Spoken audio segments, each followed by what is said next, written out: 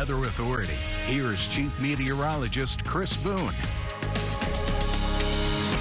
Well, the weather here in Texas has been fairly quiet. It has been hot.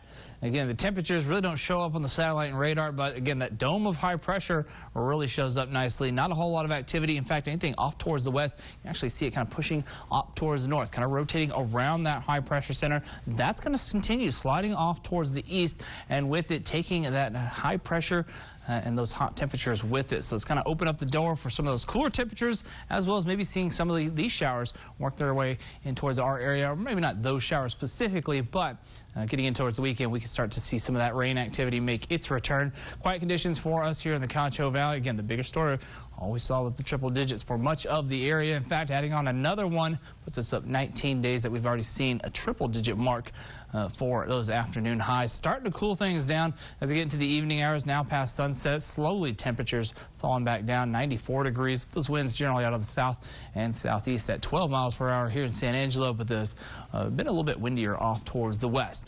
You know, during the past couple of weeks, we've actually seen a lot of people kind of looking at those temperatures in their cars, at their houses, and again, those sometimes don't always match up with what our record high temperatures. So I want to kind of explain why those temperatures don't match up, and that's because, again, sometimes the criteria, what goes into it, if it's in the direct sunlight, that can actually influence the temperatures as well. Also, the colors that are surrounding that, again, darker vehicles can attract and absorb more heat. So as a result, that can drive up the temperature. So when we look at the official temperatures, you usually want to stay shaded into the white box for making sure it's as little a heat absorption as possible. In the Stevenson box itself, usually placed above the ground. That way it doesn't pick up that ground radiation as well. So again, this keeps our temperatures more accurate, staying to measure the actual air temperature. So again, that's why some of those car temperatures can run a little bit warmer as well. So again, still plenty of heat out there. But that's what we've been seeing the past couple of weeks. Cooling things down into those 90s and 80s across much of the Concho Valley.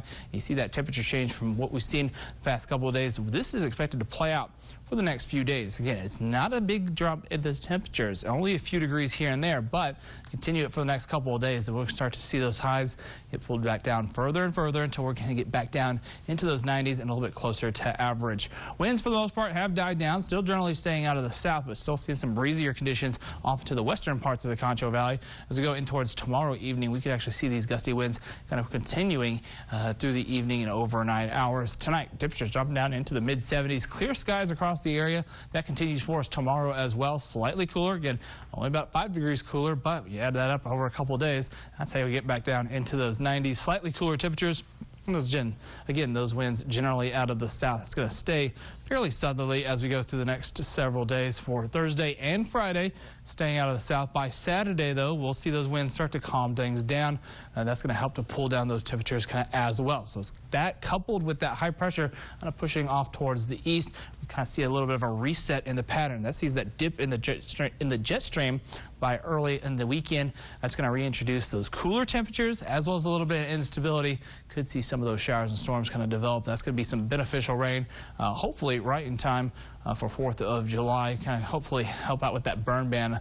Otherwise, the high pressure starts to rebuild off towards the west, kind of back where we usually see it out into the desert southwest of the United States. And again, that's going to get back into a more normalized summer pattern.